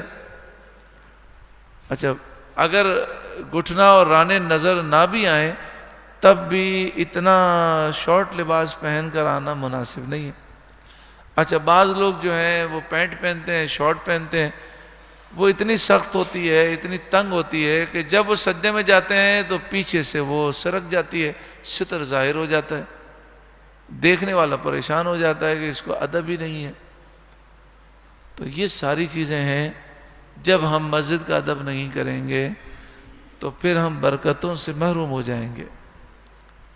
وَكُلُوا وَاشْرَبُوا، اور کھاؤ اور پیو، کھاؤ پیو، وَلَا تُسْرِفُوا، اور حد سے نہ بڑھو، اسراف نہ کرو، اِنَّهُ لَا يُحِبُّ الْمُسْرِفِينَ، بے شک حد سے بڑھنے والے اللہ کو پسند نہیں ہے۔ حد سے بڑھنا کیا ہے؟ ایک تو یہ کہ حرام سے بچنا ہے، دوسرا فضول خرچی سے بچنا ہے۔ ہمارے ایک عزیز نے ایک بات بتائی، کہا کہ میں امریکہ میں تھا تو ایک سعودی شہزادہ جو ہے وہ ہوٹل میں آیا تو ویٹر نے اس سے کہا کہ کیا چاہیے آپ کو؟ اس نے مینیو پیش کیا، اس نے کہا مینیو میں جو لکھا ہے سب لے آؤ۔ اب ایک ٹیبل میں تو وہ نہیں آ سکتا، تو دوسرا ٹیبل، تیسرا، چوتھا، 4 ٹیبل ہو گئے لگا دیے اور 4 ٹیبل ڈشوں سے بھر گئے۔ اب آپ بتائیے 4 ٹیبل انسان کھا سکتا ہے؟ تو جو سمجھ میں آیا وہ چکھا ہوا، وہ چلتا بنا، اور وہ سارا کھانا جو ہے ڈسٹ بین کے اندر۔ تو اس طرح کی جو اسراف کی صورتیں ہیں نا، لیکن شرعی طور پر آپ 2 ڈشیں کریں دعوت میں، 10 کریں، 35 کریں ڈشیں، اگر گناہ نہیں ہے تو اس میں کوئی کچھ نہیں کہہ سکتا۔ لیکن سوال یہ ہے کہ جب اتنا کھانا بنایا جائے گا تو کھانے والے کو تو سمجھ ہی نہیں آئے گا مجھے کون سا کھانا ہے، تو وہ کہے گا یہ میں اس ڈش سے بھی لوں، اس ڈش سے بھی لوں، ساری ڈشوں سے وہ لیتا ہے، پھر چھوڑ کے چلا جاتا ہے۔ تو آپ دیکھیں شادیوں میں رزق کتنا ضائع ہوتا ہے، اور کوئی ایسا ادارہ نہیں ہے، کوئی ایسے لوگ نہیں ہیں سمجھدار کہ وہ یہ کریں کہ یہ جو کھانا اتنا بچ گیا ہے اس کھانے کو اچھے انداز میں جمع کیا جائے، اور جمع کرنے کے بعد غریبوں میں تقسیم کر دیا جائے، پھینک دیا جاتا ہے۔ بعض جگہوں پر جو ویٹر ہیں وہ اپنے گھروں پہ لے جاتے ہیں، لیکن کئی جگہوں پہ پھینک دیا جاتا ہے۔ سعودی عرب کے اندر کھانا کتنا ضائع ہوتا ہے۔ ایک دن ہم مکہ مکرمہ میں ہم نے طواف کیا، اور طواف سے فارغ ہو کر ہم باہر نکلے تو سحری کا وقت تھا، تو کوئی سحری تقسیم کر رہا تھا، یعنی اس نے جو ہے تھال لیے ہوئے تھے اور تھال کے اندر سبزی کا پلاؤ تھا، تو بڑے بڑے تھال اس نے رکھ دیے۔ تو اب اتنے سارے لوگ تو کھانے والے نہیں تھے، کچھ لوگوں نے کھانا کھایا، کھانا بچ گیا، تو لوگوں کے سامنے سے انہوں نے تھال اٹھایا اور سیدھا ڈسٹ بین کے اندر، پورا ڈسٹ بین کے اندر۔ حالانکہ اگر تھوڑی سی کوشش کی جائے تو کتنے بھوکے لوگ ہیں جن میں تقسیم کیا جا سکتا ہے۔ تو اللہ تعالی ہمیں رزق کی بے حرمتی سے بچائے، فضول خرچیوں سے بچائے۔ ایک بھائی مجھ سے کہنے لگے حضرت یہ میں نے کار لی ہے 45 لاکھ روپے کی ہے، بڑی اچھی کار ہے جی، سبحان اللہ۔ کہنے لگے اب میرا دل چاہتا ہے میں 55 لاکھ والی لے لوں کار۔ کیوں؟ کہنے لگے صرف شوق ہے۔ میں نے کہا یہ شوق تو صرف دکھاوے کا شوق ہے نا، یہ کار اتنی خوبصورت ہے، نہیں ہے، آپ کو ضرورت تو نہیں ہے، تو اب ان لوگوں کو اس طرح کیسے سمجھایا جائے؟ تو میں نے ان سے کہا کہ دیکھیں آپ بڑی سے بڑی کار لیں گے، بار بار دکھائیں گے تو نظر بھی تو لگ سکتی ہے نا۔ اور نظر کے متعلق نبی کریم صلی اللہ علیہ وسلم نے فرمایا اگر کوئی چیز تقدیر پر حاوی ہو سکتی تو وہ نظر ہوتی، لیکن تقدیر پر کوئی چیز حاوی نہیں ہو سکتی۔ آپ نے فرمایا نظر انسان کو قبر میں اتار دیتی ہے اور نظر اونٹ کو دیگ میں اتار دیتی ہے۔ نظر جو ہے پتھر کو بھی جو ہے وہ چیر دیتی ہے۔ تو جو نمود و نمائش کرتے ہیں کم از کم ان کو نظر سے تو ڈرنا چاہیے کہ نظر بد نہ لگ جائے۔ وَلَا تُسْرِفُوا، اور حد سے نہ بڑھو، إِنَّهُ لَا يُحِبُّ الْمُسْرِفِينَ، بے شک اللہ تعالی حد سے بڑھنے والوں کو پسند نہیں فرماتا۔ اللہ تعالیٰ مجھے اور آپ سب کو عمل کی توفیق عطا فرمائے۔ درود پاک پڑھی، اللہم صلی علی سیدنا و مولانا محمد ابن عبداللہ ما ضاق امر اللہ وفرجہ اللہ۔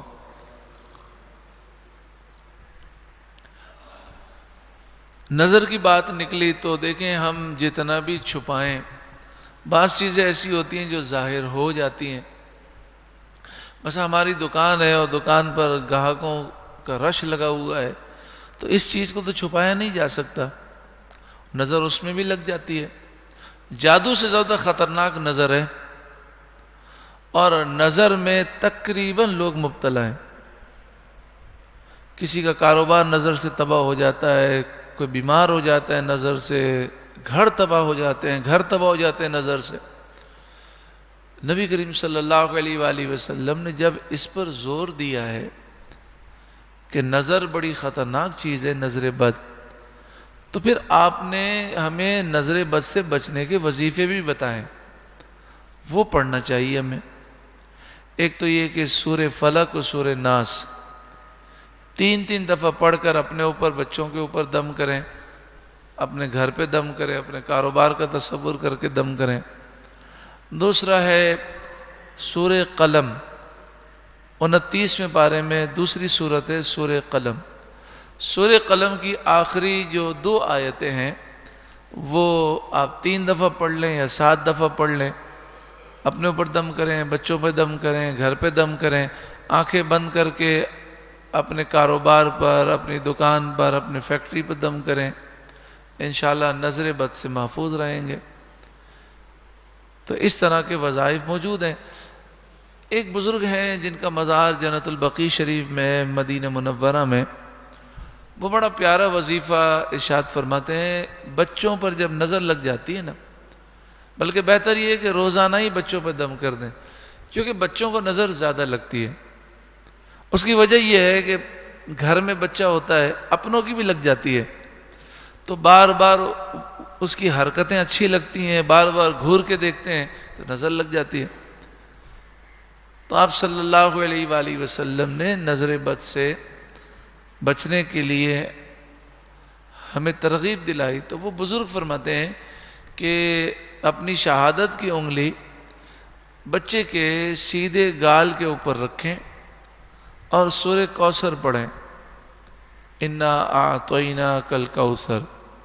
سورہ کوثر 1 دفعہ پڑھ کر سیدھے گال پر دم کریں، پھر انگلی جو ہے بچے کے بائیں الٹے گال پہ رکھیں اور سورہ کوثر پڑھ کے دم کریں، پھر انگلی پیشانی پہ رکھیں اور سورہ کوثر پڑھیں اور دم کریں۔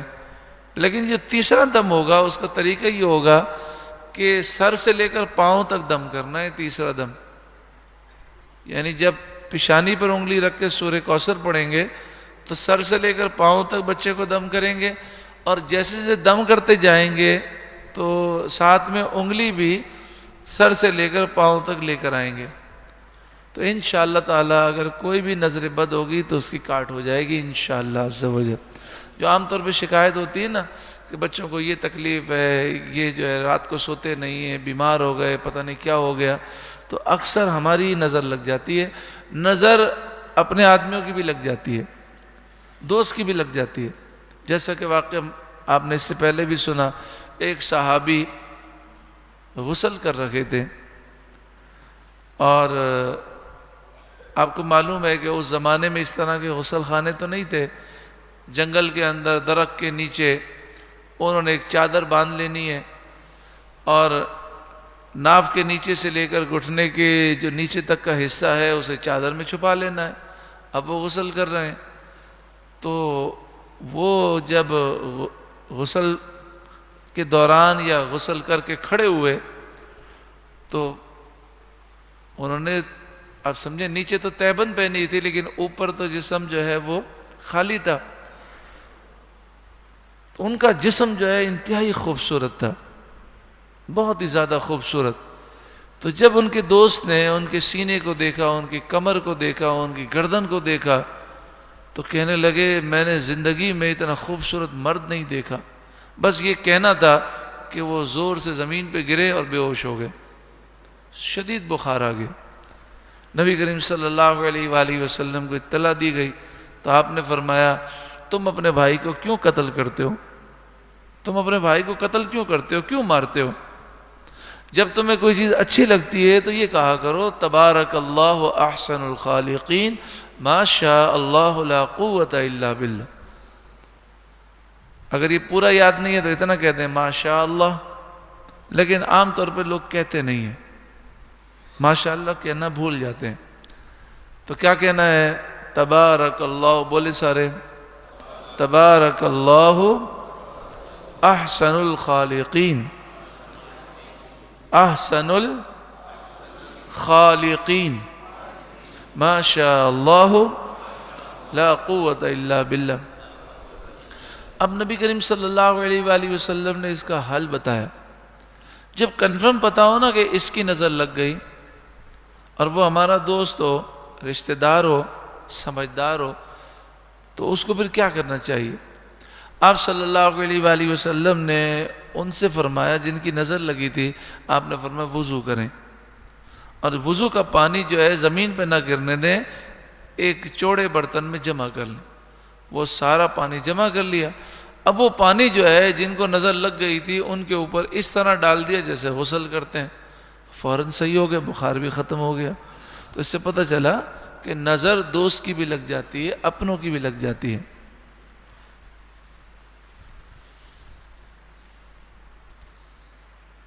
سورہ اعراف کا 4واں رکوع، 8ویں پارے کا 11واں رکوع. قل اے محبوب آپ فرمائیے من حرم زینت اللہ التی اخرج لعبادی، کس نے حرام کی اللہ کی وہ زینت جو اس نے اپنے بندوں کے لیے نکالی. یعنی لباس ہو یا سامان زینت ہو یا کھانے پینے کی لذیذ چیزیں ہوں، جو چیز اللہ نے حلال کی ہے کسی کی طاقت نہیں ہے وہ اسے حرام کر دے. کسی چیز کو حرام کہنے کے لیے ثبوت چاہیے، اور ثبوت عقل سے نہیں ہوگا، قرآن سے ہوگا، حدیث سے ہوگا. آج کل کئی لوگ ہیں جو بلا وجہ چیزوں کو حرام کہتے ہیں. میں آپ سے سوال کرتا ہوں، مجھے تو آج تک یہ بات سمجھ میں نہیں آئی، آپ کو بھی نہیں آئے گی سمجھ میں، کہ ایک بندہ قرآن خوانی کرے، ایصال ثواب کی محفل کرے، صلاۃ و سلام پڑھے، دعا مانگے اللہ تعالیٰ سے، اور یہ دعا کرے کہ یا اللہ یہ جو کھانا بنایا گیا، یہ درود پڑھا گیا، یہ درود پڑھے گا، یہ قرآن پڑھے گا، یا اللہ سب کا ثواب فلاں فلاں کو پہنچا. اب بتائیے شروع سے لے کر آخر تک اللہ کا ذکر ہوا، دعا کس سے مانگی؟ اللہ سے. اور یہ بدعقیدہ لوگ کہتے ہیں کہ یہ نیاز کا کھانا حرام ہے، خنزیر سے بدتر ہے، توبہ استغفر اللہ. اب بتائیے یہ کیسے حرام ہو سکتا ہے؟ اچھا پھر اگر تھوڑا کھانا ہے تو گوشت لے لیا مارکیٹ سے، اگر زیادہ بڑی دعوت ہے تو بندہ بکرا لے لیتا ہے، گائے لے لیتا ہے، تو بتائیے اس کو ذبح کرتے وقت کیا کہتے ہیں؟ زور سے بولیں. کسی کو سنا کہ بسم اللہ اللہ اکبر کی جگہ غوث پاک کا نام لے؟ کبھی سنا؟ یا اپنے دادا کا نام لے؟ کبھی سنا؟ تو وہ اللہ کا نام لے رہا ہے، اللہ کے نام پہ ذبح کر رہا ہے. دعا اللہ سے مانگ رہا ہے اور کہہ رہا ہے یا اللہ جو کچھ میں نے کھانا پکایا، جو میں نے عبادتیں کی سب قبول فرما، اس کا ثواب فلاں کو پہنچا، فلاں کو پہنچا۔ اور یہ بدعقیدہ لوگ کہتے ہیں یہ حرام ہے، نعوذ باللہ من ذالک، خنزیر سے بدتر ہے، توبہ استغفر اللہ۔ اور کبھی کبھی آپ ان کو نیاز بھیجتے ہیں نا تو یہ آپ کو منہ رکھنے کے لیے لے تو لیتے ہیں لیکن گندی نالیوں میں پھینک دیتے ہیں۔ یہاں تک کہ میں آپ کو ایک بات بتاؤں، جو دیوبندیوں کا بڑا ہے اشرف علی تھانوی، اس نے اپنی کتاب میں لکھا ہے کہ نیاز تو کتے کو بھی نہیں کھلانی چاہیے، نعوذ باللہ من ذالک، یہ تو جانور کو بھی نہیں کھلانی چاہیے، توبہ استغفر اللہ۔ اب آپ بتائیے ایسے لوگوں سے دوستی رکھنی چاہیے؟ ایسے لوگ جو مسلمانوں پہ کفر و شرک کے فتوے دیں، جو مسلمانوں کو بدعتی کہیں، جو مسلمانوں پر اتنا بغض رکھیں، ہم ایصال ثواب کی محفل کریں اور یہ ہمیں کافر مشرک بدعتی سمجھیں، سامنے ہنس رہے ہوں، گلے مل رہے ہوں، ہم تو کسی کو کچھ نہیں کہتے، لیکن اندر سے یہ حال ہو تو یہ ہمارے دوست ہو سکتے ہیں؟ ہرگز نہیں ہو سکتے۔ ایسے لوگوں سے دور رہنا چاہیے، کیونکہ اچھے لوگوں کی صحبت ہمارے ذہن و قلوب کو روشن کرتی ہے، اور برے لوگوں کی جو سنگت ہے وہ ہمارے ذہن کو خراب کرتی ہے۔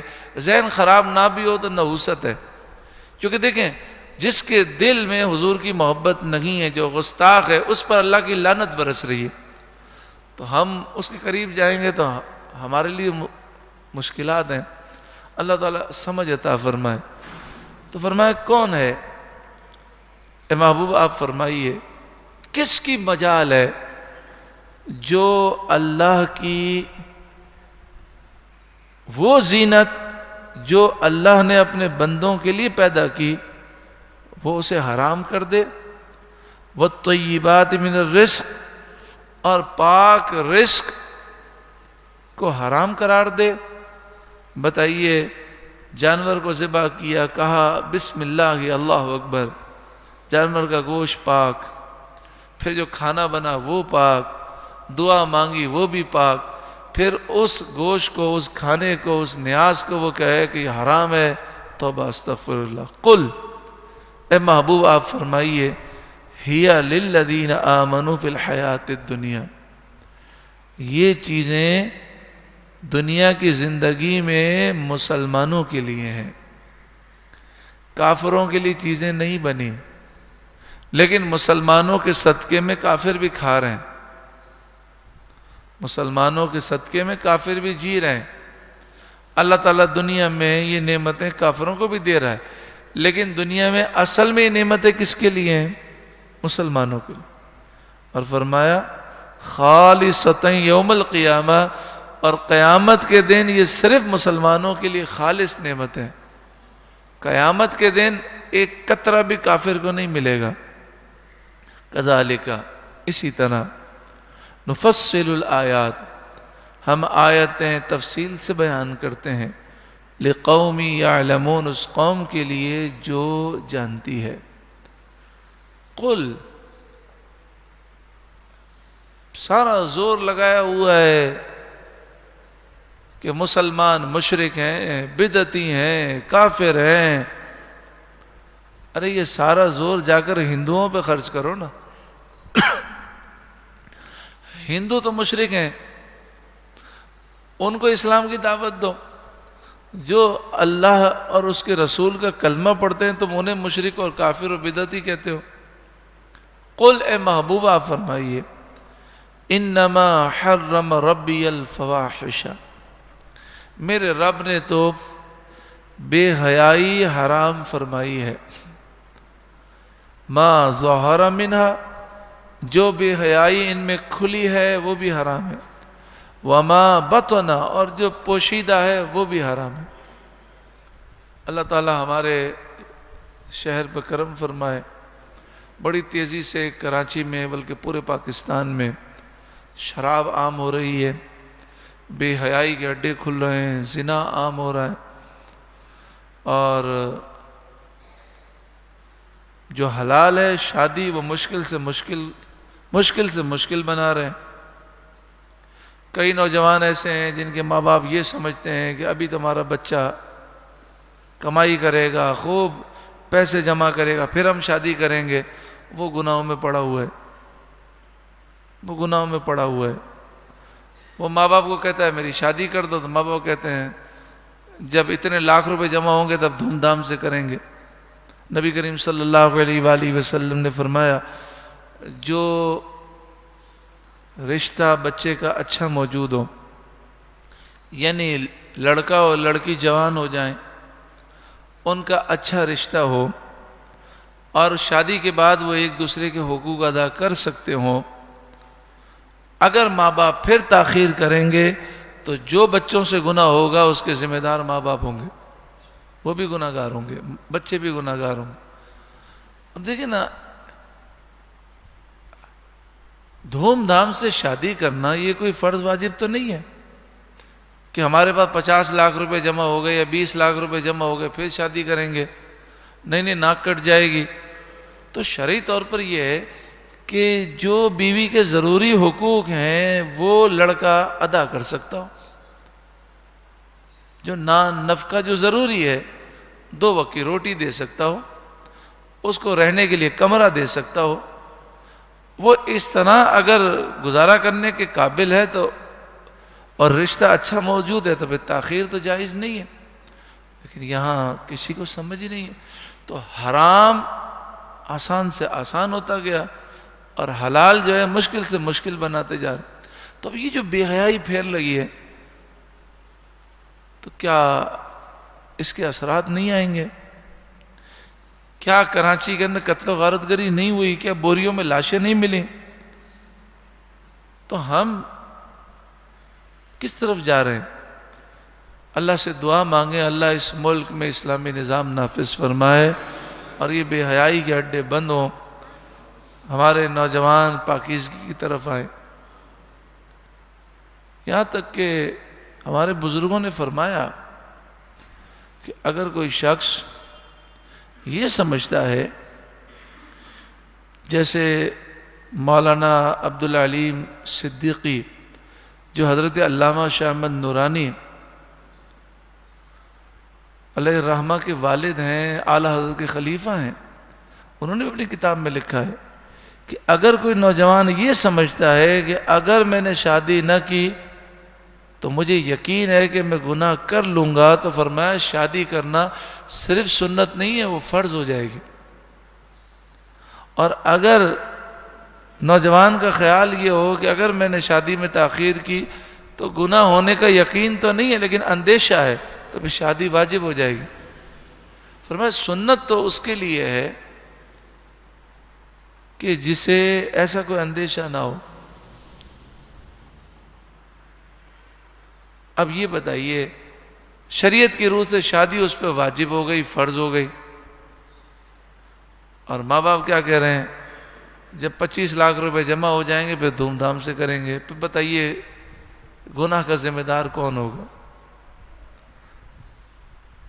ما ظہر منہا وما بطن، جو بے حیائی کھلی ہے وہ بھی میرے رب نے حرام قرار دی، جو چھپی ہے وہ بھی میرے رب نے حرام قرار دی۔ والاسم والبغی، اور گناہ بھی حرام قرار دیا۔ والبغی بغیر الحق، اور ناحق زیادتی کو بھی میرے رب نے حرام قرار دیا، کسی پہ ظلم نہ ہو۔ وَأَن تُشْرِكُوا بِاللَّهِ، اور یہ بھی میرے رب نے حرام قرار دیا کہ تم اللہ کے برابر کسی کو ٹھہراؤ۔ مَا لَمْ يُنَزِّلْ بِهِ سُلْطَانًا، جس کی اللہ نے کوئی سند نہیں اتاری۔ وَأَن تَقُولُوا عَلَى اللَّهِ مَا لَا تَعْلَمُونَ، اور یہ بھی میرے رب نے حرام قرار دیا کہ تم اللہ پر وہ بات باندھو جو تم جانتے نہیں ہو، اپنی مرضی سے حلال کو حرام کہہ دو، یہ بھی اللہ نے حرام قرار دیا۔ وَلِكُلِّ أُمَّةٍ أَجَلٌ، ہر گروہ کا ایک وعدہ ہے، ہر گروہ کا ایک وعدہ ہے۔ اس کی تفصیل میں جائیں تو ہر شخص کے لیے وعدہ ہے۔ اجل موت کا ایک وقت ہے، وہ وقت کے آنے تک ڈھیل ہے، پھر جب وہ وقت آئے گا اسے دنیا سے جانا ہے.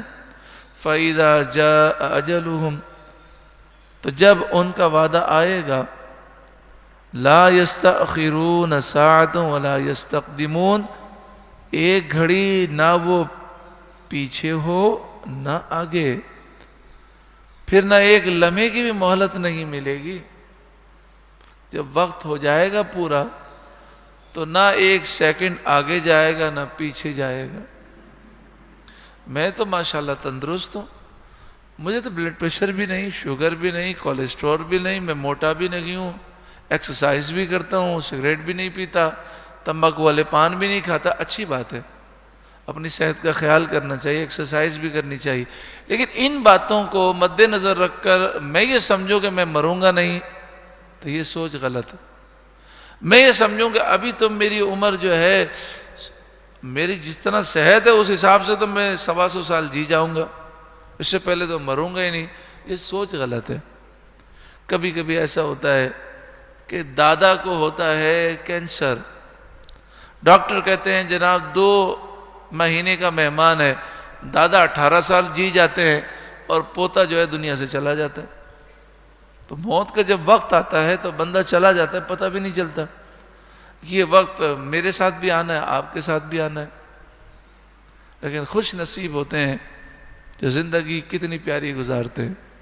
میرے استاد محترم امیر المجاہدین حضرت علامہ خادم حسین رضوی، آپ نے 54 سال 54 سال زندگی کے گزارے، 54 سال.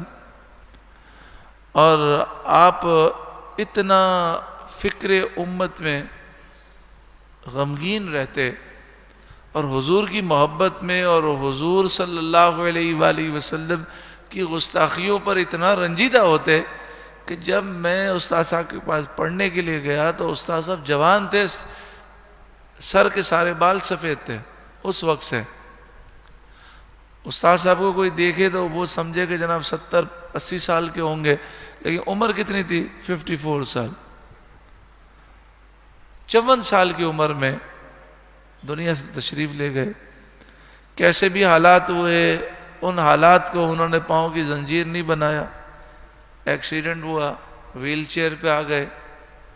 تو ویل چیئر پر آنے سے پہلے جو انہوں نے دین کا کام کیا، ویل چیئر پر آ کر اس سے ہزاروں گنا زیادہ کیا. 54 سال زندگی گزار کر تشریف لے گئے، کیا کمال کر دیا. آج ہر عاشق رسول کی زبان پر خادم حسین خادم حسین ہے.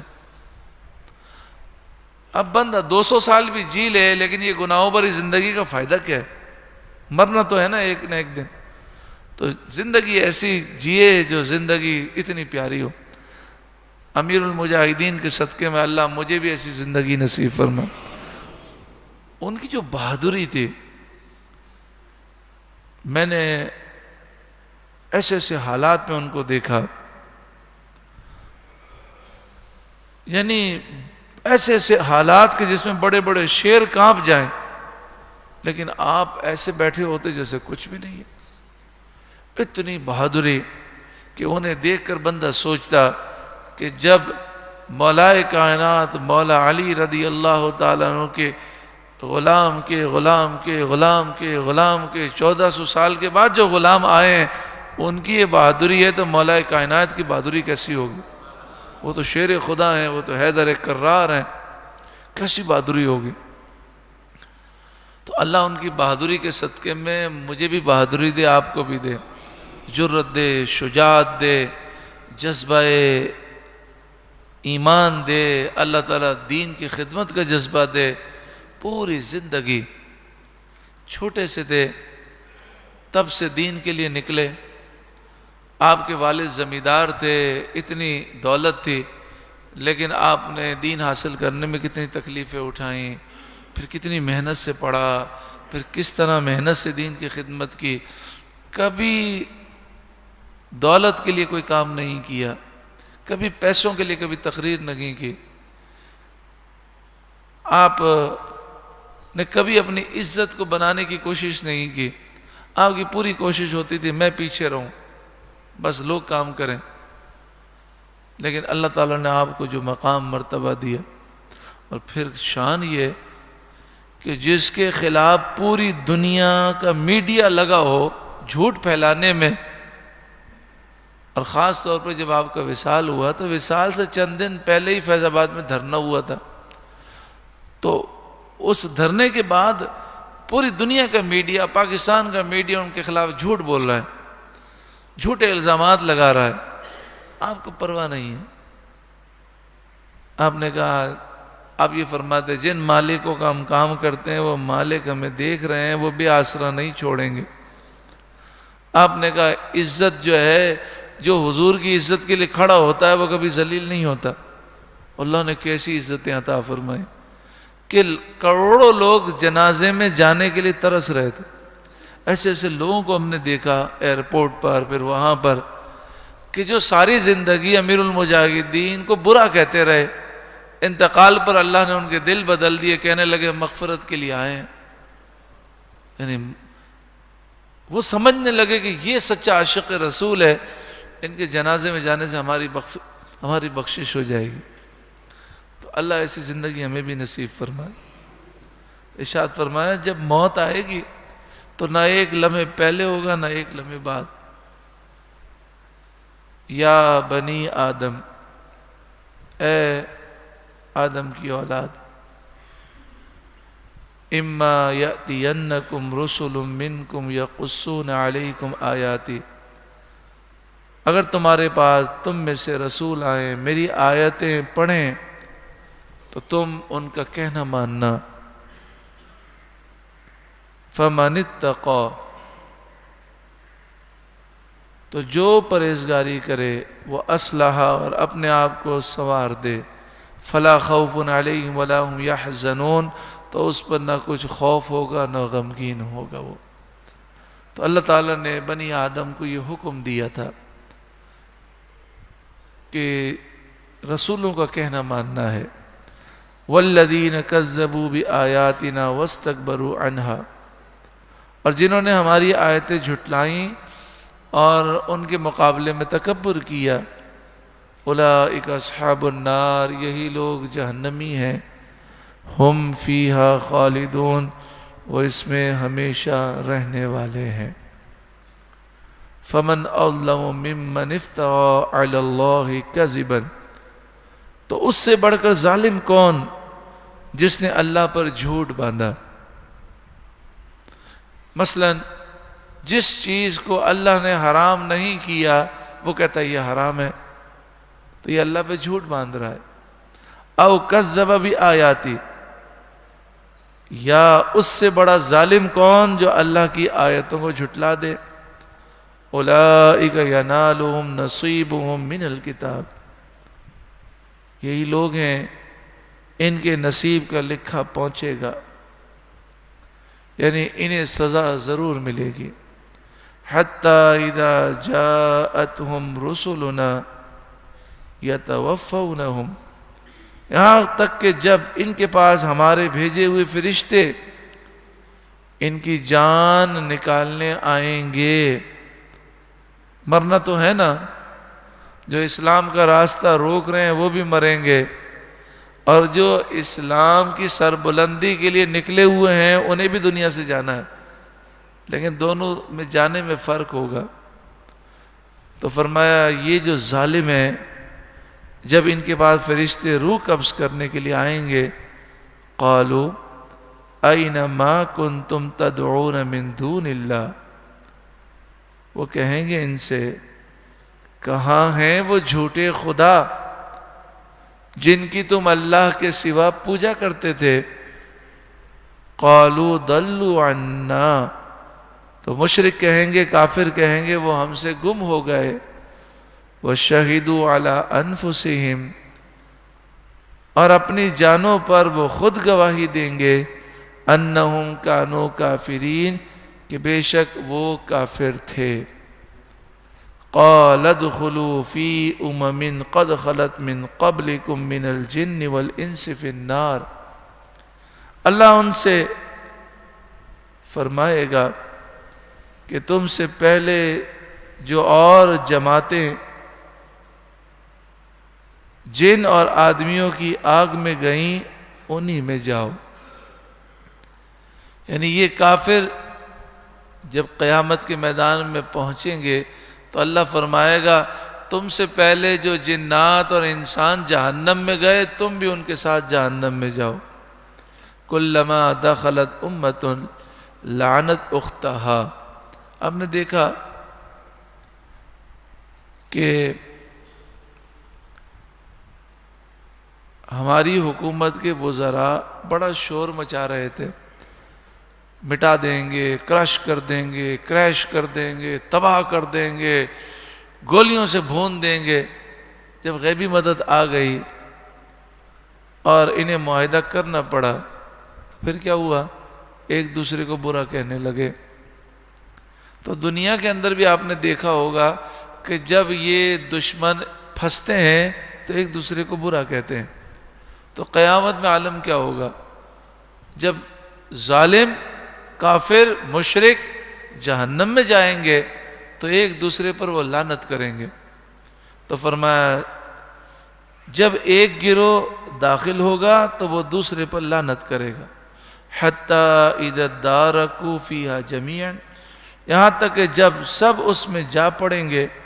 قالت اخراہم لأولاہم، تو جو پہلے والے ہوں گے، یعنی مراد یہ ہے کہ جو بعد میں آئے وہ اپنے سے پہلوں کے متعلق کہیں گے. یوں سمجھ لیجئے کہ جو سردار ہوں گے، ایک تو ہوں گے سردار، ایک وہ ہوں گے جنہوں نے سرداروں کی بات مانی، جنہوں نے لیڈروں کی بات مانی، جنہوں نے چودھریوں نوابوں کی بات مانی. جتنے بھی ہمارے پولیس والے ہیں نا، تو یہ کیا کرتے ہیں، ان کے دل میں ہوتا ہے کہ یہ تو لبیک یا رسول اللہ والے ہیں، یہ تو حضور کی محبت میں نکلے ہیں، صحیح کر رہے ہیں. تو یہ کیا کرتے ہیں، ہمارے لڑکوں کو پکڑتے ہیں، ڈنڈے مارتے ہیں، ڈنڈے مار کر وہ اپنے موبائل میں پھینکتے ہیں. پھر موبائل میں آ کر آہستہ سے کہتے ہیں معاف کر دینا، افسر صاحب دیکھ رہے تھے نا اس لیے مارا. یعنی اپنے بڑوں کو خوش کرنے کے لیے ظلم کرتے ہیں. یہاں تک کہ اگر افسر دیکھ رہا ہو تو وہ افسر کو خوش کرنے کے لیے، نمبر بڑھانے کے لیے بندے کو مار بھی دیتے ہیں. ایک نوجوان شہید ہو گیا، اس کو گولیاں، 3 گولیاں یہاں پہ لگیں، 3 گولیاں اس کی ٹانگ میں لگیں. وہ اس حالت میں بھی کہہ رہا تھا لبیک یا رسول اللہ تاجدار ختم نبوت. تو ان لوگوں نے تیزاب ڈال دیا اس کے منہ پر، اس طرح وہ شہید ہو گیا. کیوں کیا انہوں نے؟ اس لیے تاکہ یہ افسر انہیں انعام دیں. یہ یزیدی فوج جیسی حرکتیں ہیں. یزیدیوں نے بھی ظلم کیوں کیا؟ اس لیے کہ یزید سے انعام ملے، لیکن نہ دنیا ملی نہ آخرت ملی. تو فرمایا کہ جب جہنم میں کافر جائیں گے تو وہ اپنے سرداروں کے بارے میں، اپنے افسروں کے بارے میں کہیں گے ربنا ہؤلاء اضلونا، اے ہمارے رب یہ وہ لوگ ہیں جنہوں نے ہمیں گمراہ کیا، ہمیں برباد انہوں نے کیا، ان کی وجہ سے ہم جہنم میں گئے ہیں. فآتِهِمْ عَذَابًا ضِعْفًا مِّنَ النَّارِ، اے مالک تو انہیں جہنم کا دگنا عذاب دے کہ انہوں نے ہمیں تباہ کیا. اگر ان میں عقل ہوتی تو اپنے افسروں کی بات کیوں مانتے؟ ماشاءاللہ ہے نا پنجاب میں پولیس والے، 500 سے زائد پولیس والوں نے اپنی وردی اتار دی، کہا ہم ظلم نہیں کر سکتے. جو ناموس رسالت کے لیے نکلے ان کو گولیاں کیسے چلائیں؟ قال لِكُلٍّ ضِعْفٌ وَلَكِنْ لَا تَعْلَمُونَ، اللہ فرمائے گا سب کو دگنا عذاب ہوگا، کوئی جہنم کے عذاب سے بچے گا نہیں، اور ہر ایک کے لیے سخت عذاب ہے مگر تمہیں خبر نہیں.